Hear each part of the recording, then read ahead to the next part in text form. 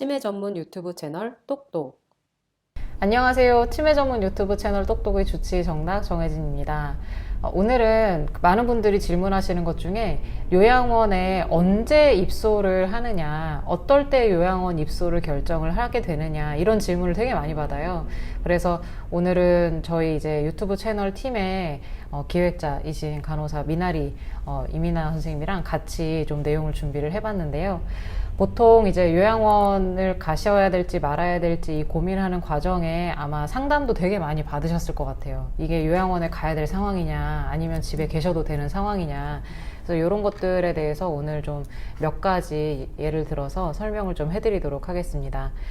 우선은 어르신들이 이제 신체적으로 컨디션이 좀 이렇게 점점 안 좋아지시잖아요. 치매 어르신들이. 그래서 일상생활을 거동하기 어려울 때 요양원에 입소를 결정을 많이 하게 되는데, 그 일상적으로 어느 정도는 돼야 요양원에 가야 되는지, 보통 지금 주야간보나 방문 요양을 하시잖아요. 그럼 어느 정도 컨디션까지는 재가급여, 재가 서비스에서 커버가 가능할까요? 그러니까 일상생활을 수행 능력이 떨어진다고 해서 뭐 다 요양원에 가시는 건 아니신데 그 수행 능력이 어떤 문제를 일으킬 소지가 많을 때 어르신의 안전에 대한 문제가 발생시킬 경우가 클 때 그럴 때 좀 가거든요. 그러니까 예를 들어서 가스불 같은 거, 그런 조절 능력이 잘 안 될 때, 그러니까 화재 같은 거, 불 같은 것도 사용하실 때 어려울 때, 왜냐하면 그런 것들을 가지고 계시다가는 집에서 큰 사고로 이어질 수가 있기 때문에, 그러니까 어떤 안전의 위협을 받을 때, 그럴 때 많이들 이제 가시는 것들에 대해서 심각하게 고민하시고 하시는 부분들이 있는 것 같아요.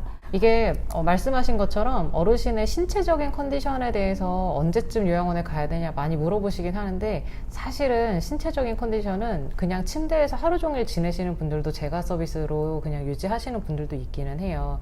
그래서 신체적인 컨디션이 다들 인지하기에는 이 정도 되면 요양원에 가셔야 되는가 이렇게 많이 생각을 하시지만, 생각보다 아주 중요한 변수는 아닙니다. 말씀하신 것처럼 어르신의 인지 수준이 많이 떨어져서 안전사고를 일으킬 만한 수준이 된다면 그게 좀 문제고요. 또 이제 뭐 인지적인 문제를 떠나서 심리적인, 정신적인 여러 가지 그 증상들이 많잖아요. 치매 어르신들이. 맞아요. 어떤 경우에 또 이제 요양원 입소를 고민을 하게 되나요? 그러니까 그것도 마찬가지로 어르신의 이제 안전에 대한 문제인데요. 배회가 너무 심하신 경우들. 왜냐하면 그 집에 하루 종일 가족들 돌볼 수가 없는데 어르신이 또 신체 상태는 괜찮으신 거예요. 괜찮으시다 보니까 계속 배회를 하시는데 배회를 하다가 실종을 하실 수도 있는 위험도 있지만 그거보다도 또 여러 가지 또 범죄나 이런 것들에도 노출될 수도 있고 생각보다 치매 어르신들이나 노인에 대해서 이런 금전적인 그런 피해 사례들도 많이 있어요. 그래서 그런 문제들에 많이 노출되는 것들을 가족들이 24시간 다 할 수 없다고 한다면 어르신의 안전을 위해서 요양원을 고려해 보시는 경우들도 많이 있습니다. 그러니까 이게 가족들이 없는 사이에 어르신의 이제 지인분이라고 해서 찾아와서 어르신을 모시고 은행에 가서 돈을 인출하는 사례들도 꽤 있고요. 그 배회하시는 과정에서 계절에 맞지 않은 옷을 입고 나갔다가 일사병, 열사병 혹은 겨울에 이렇게 약간 동상이나 이런 문제들도 발생을 하는 경우들을 사실 여기 현장에서는 종종 보는 일들이잖아요. 그래서 이런 안전사고들이 자꾸 일어나는, 범죄에 연루되는 사건들이 계속 일어나는 상황이라면 그거는 어르신을 요양원에 모셔야 되는 상황일 수도 있을 것 같습니다.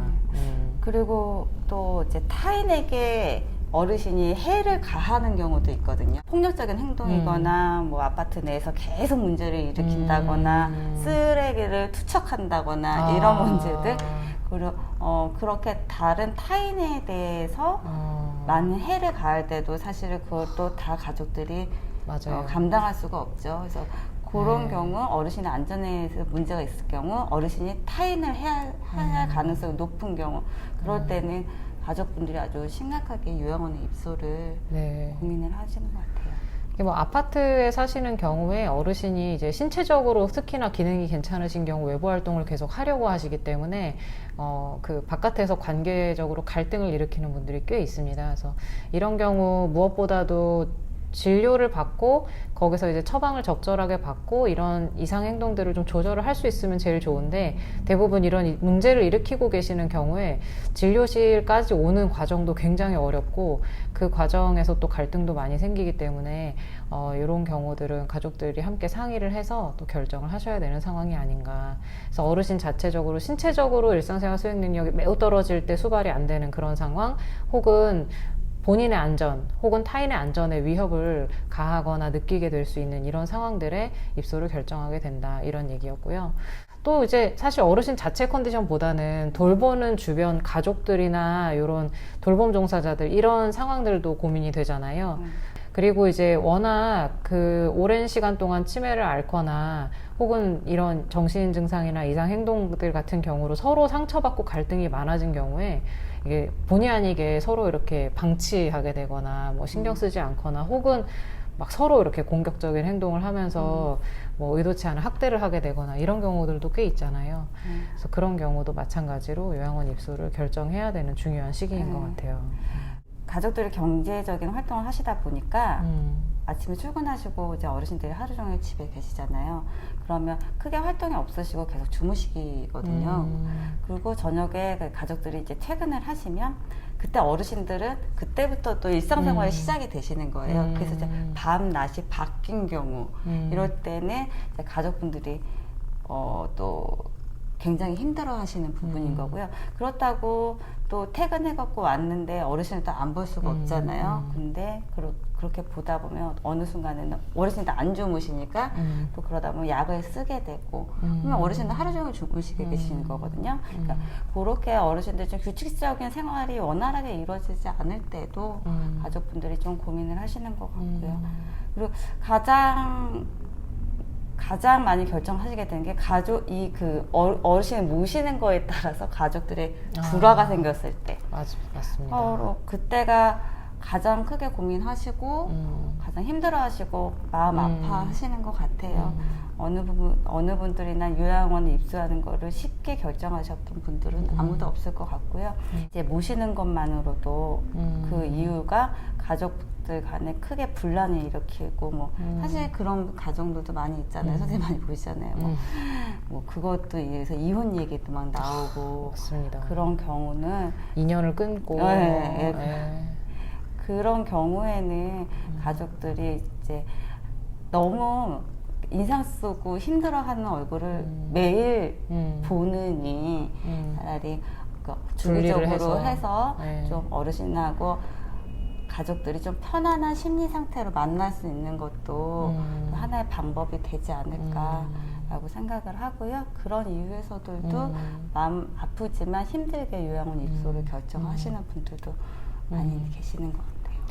사실 뭐 저희가 어르신의 컨디션이나 이제 곧 주거 환경에 대한 얘기도 하겠지만 이 가족들 상황이 제일 큰 변수인 것 같아요. 생각해보면. 맞아요.